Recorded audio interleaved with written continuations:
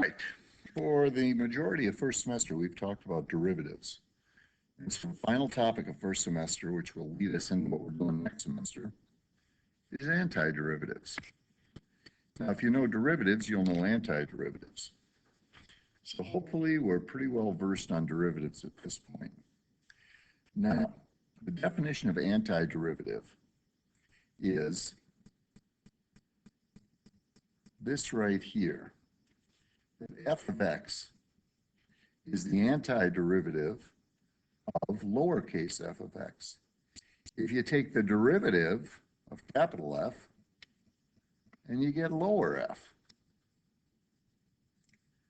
Okay, well, that might be somewhat confusing.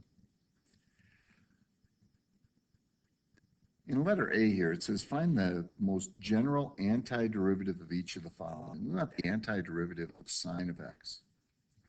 Now, the question could have said, instead of finding the antiderivative of sine, the question could have been worded this way, and you'd get the exact same answer.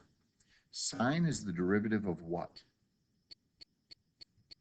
Well, capital F of x.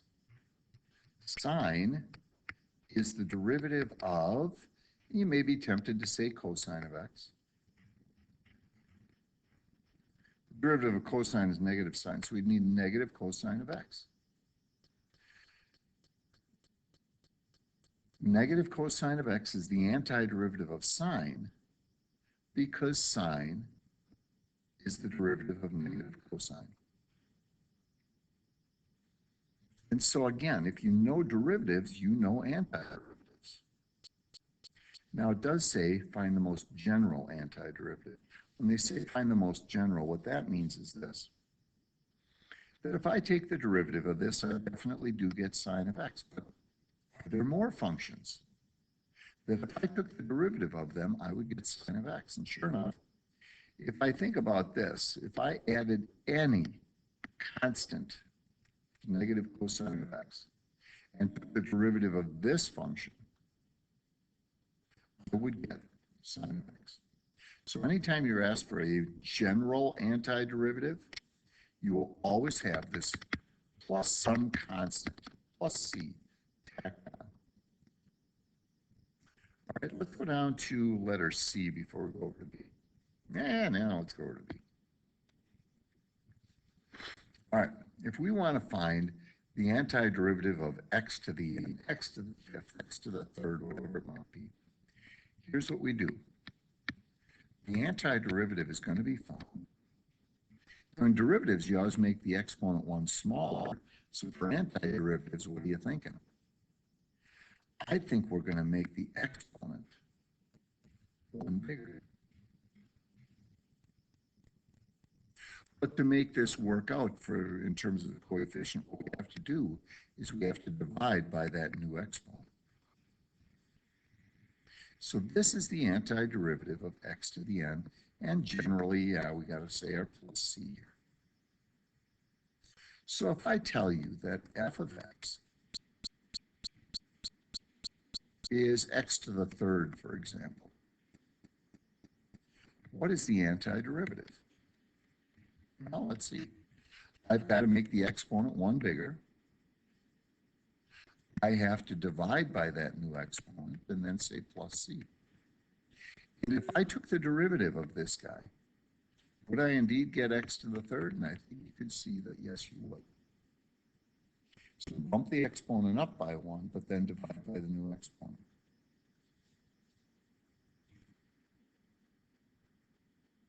One other thing which we'll eventually see is, just like with derivatives, any coefficients would come along for the ride. So we'll keep that in mind. Okay, let's do this one. Let's see what the derivative was. Let's see, I got to take the exponent, I got to bump it up by one. I got to divide by that new exponent. So written with a negative exponent, that's exactly what it would look like. Now letter D is kind of funny. You might look at this, and don't even write this down. I'll do some writing, but you guys know. You might think of this as x to the negative 1. So the antiderivative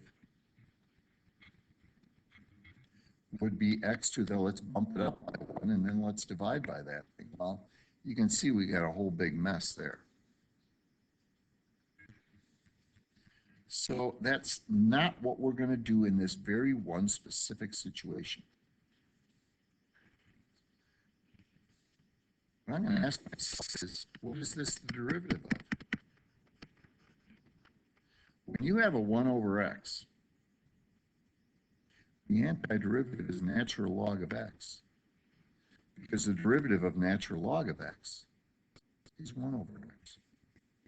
And so natural log of x is the antiderivative of 1 over x.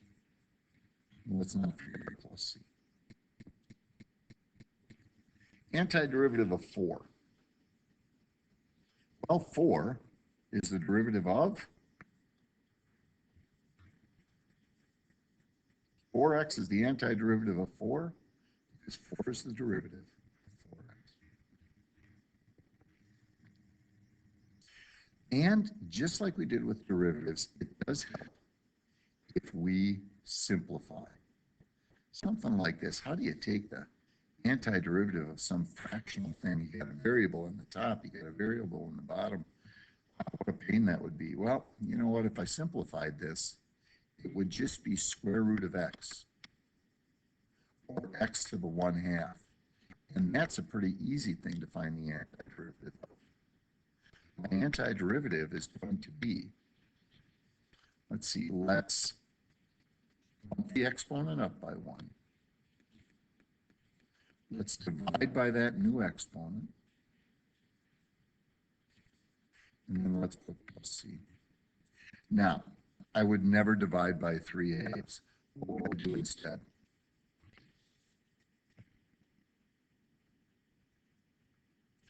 If you say multiply by the reciprocal, multiply by 2/3, you are absolutely correct. So that's how we're going to find antiderivatives. All right, so let's handle this and see what we're looking at. And this is it for this slide. Good. Okay. We're given the second derivative. This comes up quite a bit in the AP exam. We're given the second derivative and asked to find the original function. Well, find the antiderivative of f double. I'm going to get f single prime. And like I said, coefficients are going to come along to the right. So the 12 is 12. But for x squared, I'm going to have x to the 3rd over 3.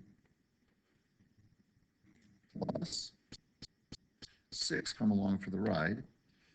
X gets bumped up to x squared. I have to divide by that new exponent. And we've already said the antiderivative of 4 is 4x. And then plus c. I got to ask myself, have they given me any information?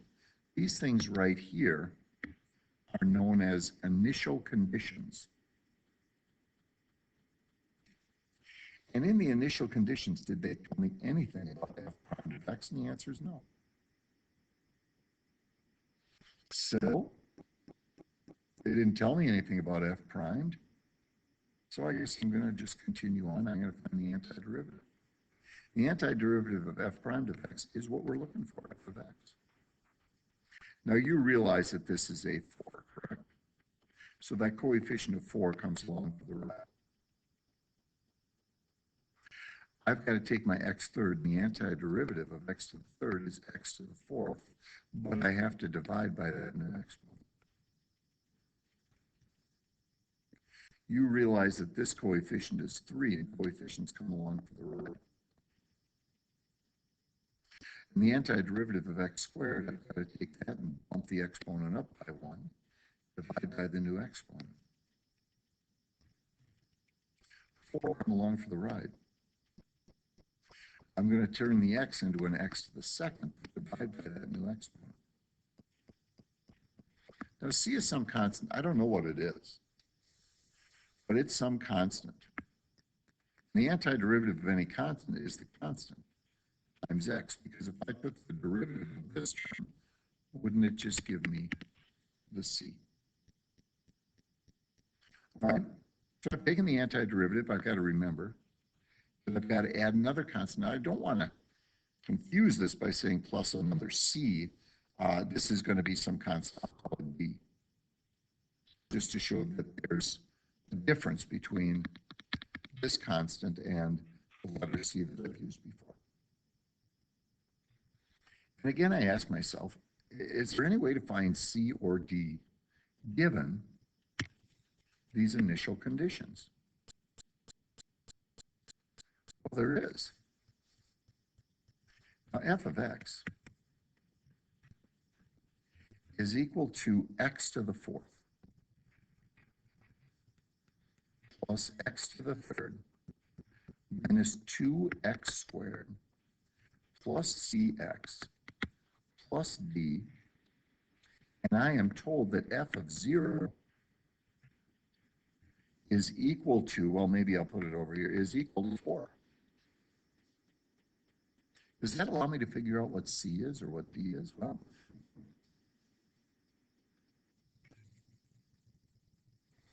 all right, if I put a 0 in for x, I'm going to have 0, whoops, let's go back, there we go. 0 plus 0 minus 0 plus 0 plus d. And now I know that d has got to have a value of 4. I'm going to erase this guy. I'm going to call that 4. Cool. Now, I also have this piece of information right here. That f of 1 is 1. F of 1 is equal to, well, it's equal to 1. Let's see. If I put a 1 in for x, I'm going to get 1 plus another 1 minus 2. Okay, we haven't gotten anywhere. Plus c, I don't know what it is, times x, which is 1, plus 4. Well, how big is c? And I think we can see that, let's see, these guys are all gone. If I subtracted 4 from each side, c would have to equal -3. So if c is -3, erase that c. I can call it -3, or say minus 3x. And here's the function. Here's the function that I could have started with. And when I take the second derivative, this is what I would get. And each of these conditions is met by that original function. F of 0 is still going to give me 4. F of 1 is going to give me 1. All right, now let's see how this information, this whole antiderivative thing, can actually be put into practical use. We got a ball that is thrown upward 48 feet per second from the edge of a cliff, 432 feet above the ground. And the acceleration due to gravity in feet per second is -32. So since this is feet, this isn't meters, where in physics you're using this 9.8-ish. This is feet per second. So find the height of the ball. Find the height equation for t seconds after we have thrown the ball. Well, here's what I know. If I'm doing part A, I know that the acceleration at any time is -32. And if I take the antiderivative of acceleration, what am I going to get? Acceleration is the derivative of velocity. So velocity is the antiderivative of acceleration. So the antiderivative of -32 is -32t, because we're not using x's here. Let's see. And now I got to think. Did they give me any velocity information? And they did. They said that at a time of 0, this thing has a velocity of 48. V at a time of 0 is going to be -32 times 0 plus c And that is going to give me, since it's going upward, that would be positive 48. So my velocity at any time can be written as negative 32t plus 48.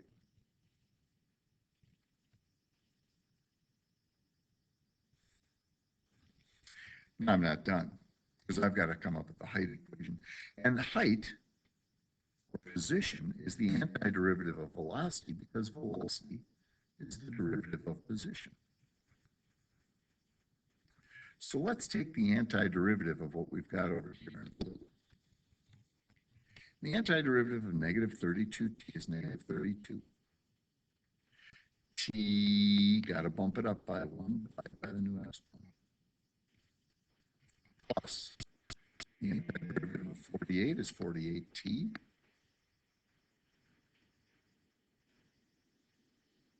Now, did they give me any height information? Well, sure enough, just before we release this ball into the air, we know we are 432 feet above the ground. So the height at a time of 0 is negative 30, well, let's call it negative 16 times 0 squared, plus 48 times 0, plus some constant. And I know that the final result is 432, meaning that that constant is going to have to be 432. So the answer to my question, the height at any time, can be found by taking negative 16t squared plus 48t plus 432. And part A is now complete. And not only do I have a height function, I do also have a velocity function, which may be helpful as I continue on in this problem. Letter B. When does this ball reach its maximum height? When? It's looking for a time. Well, think about throwing some ball up into the air. It gets up to the top of its trajectory. What happens up at the top? And for ever so brief of a moment, what it does is it stops. Its velocity is 0 before it starts coming back down, in which case, if it's coming down, its velocities have turned into negative numbers now. So the velocity at any time, we have found as negative 32t plus 48. When does this thing reach a velocity of 0 just before it starts coming down? Well, I guess maybe I'd add 32t to each side, and I'd add 48 equals 32t. And I would find that t is equal to 1.5 seconds. And I'd have my answer to part B. Now, sometimes they might ask, what's the maximum height? And if I'm looking for the maximum height of the ball, I guess I would have to put this into my height equation to find out what the height is at that moment. All right, part C. When will it hit the ground? When is this thing going to hit the ground? What's the evidence that it's hit the ground? It reaches the maximum height when the velocity is 0. When it reaches the ground, what is the evidence 0? And at that moment, it is the height that is 0. When? When is at what time? I need a value of t. I need the value of t when this height, which is negative 16t squared, plus 48t, plus 432. When is this equal to 0? Now I could factor out maybe a negative 16 out of these terms. I could quadratic this. Why don't you take a little time here, see if you can figure out what t is using quadratic, using factoring. And then pause, work on it, come back, and we will see what we come up with. Okay, I factored it, and this was not going to be able to be factored to be a nice number. So I plugged it into the quadratic equation, and I got these two results right here. And I don't think the negative answer, I don't think we went back in time to get to the ground. I think our answer, using the quadratic, e equals 6.908. So that's how we can use this antiderivative in order to go from an acceleration problem to a height problem, knowing those relationships between position, velocity, and acceleration. All right, time to work on the assignment posted in Schoology, and good luck with the final section of Chapter 1, Semester 1.